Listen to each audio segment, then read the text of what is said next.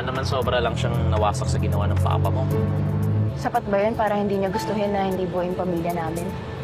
Hindi na mauulit-ulit. Anong sinadya mo buntis yung babae? Ako naman may makangailangan din ng lalaki, di ba? Na mabuti siyang tao, anak. Mahal niya ako. Nangyari lang talaga yun.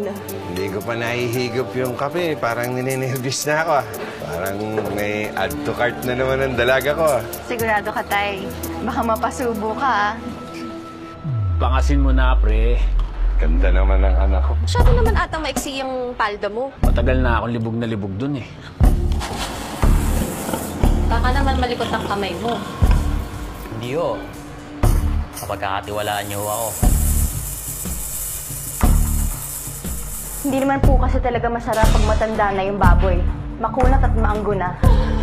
Pag mas bata, mas masarap. Tigilan mo paglalaro ng apoy, baka masunog ka.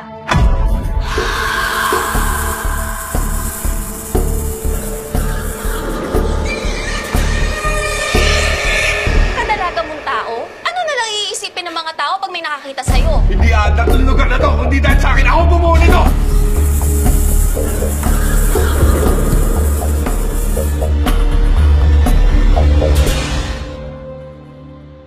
Kaya ko patayin ng apoy.